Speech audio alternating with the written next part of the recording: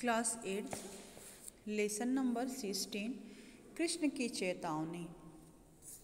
यह कविता दिनकर जी द्वारा रचित है। इसे महाभारत की पृष्ठभूमि पर रचा गया है। युद्ध प्रारंभ होने से पूर्व शांति का प्रयास श्री कृष्ण ने किया, उसी की एक झलक इस कविता में दिखाई गई है। बरसों तक वन में घूम घूम बाधा विघ्नों को चूम चूम, सह धूप घाम पानी पत्थर, पांडव आए कुछ और निखर।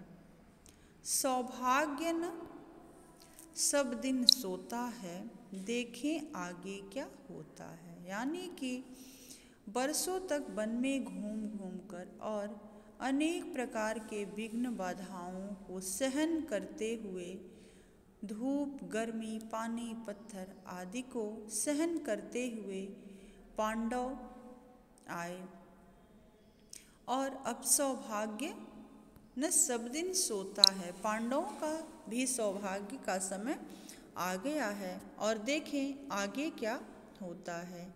मैत्री की राह क्योंकि अब मार्गदर्शन जो है स्वयं भगवान श्री कृष्ण कर रहे हैं पांडवों की तरफ से। मैत्री की राह बताने को, सबको सुमार्ग पर लाने को, दुर्योधन को समझाने को, भीषण विध्वंस बचाने को, यानी कि मित्रता के रास्ते पर लाने के लिए।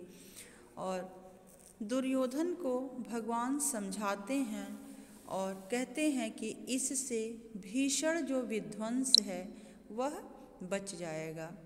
भगवान हस्तिनापुर आए, पांडव का संदेशा लाए। भगवान कृष्ण यानी कि हस्तिनापुर भगवान कृष्ण के लिए कहा गया है। भगवान कृष्ण इस तरह का संदेशा लेकर पांडवों की तरफ से खुद आए। दो न्याय अगर तो आधा दो, दो न्याय अगर तो आधा दो, पर इसमें भी यदि बाधा हो तो दे दो केवल 5 ग्राम, रखो अपनी धरती तमाम। कहने का तात्पर्य यह है कि तब भगवान कृष्ण कहते हैं कौरवों से कि अगर न्याय देना चाहते हो तो आधा दो, और अगर इसमें भी तुमको तकलीफ हो रही है तो सिर्फ 5 गांव दे दो और सारी अपनी जगह जमीन तुम लोग रख लो और सिर्फ पांडवों को 5 गांव दे दो। हम वही खुशी से खाएंगे, परिजन पर असी न उठाएंगे। कहते हैं कि हम लोग पांडव उसी को खुशी से खाएंगे और अपने ही लोगों पर शस्त्र नहीं उठाएंगे। दुर्योधन वह भी दे न सका, आशीष समाज की ले न सका। लेकिन दुर्योधन 5 गांव भी न दे सका और समाज का आशीर्वाद भी न ले सका। उल्टे हरि को बांधने चला, जो था असाध्य साधने चला। और उल्टे ही भगवान को बांधने चला और उसको पता नहीं था कि यह भगवान है और इनका मैं कुछ नहीं कर सकता। जो असाध्य है, जिसकी कल्पना ही नहीं की जा सकती, उसी को वह करने चला। जब नाश मनुज पर छाता है, पहले विवेक मर जाता है। जब मनुष्य के बुरे समय आते हैं और उसका नाश लिखा होता है तो पहले ही बुद्धि मर जाती है। हरि ने भीषण हुंकार किया, अपना स्वरूप विस्तार किया। और तब भगवान कृष्ण ने भीषण हुंकार किया और अपना स्वरूप विस्तरित किया।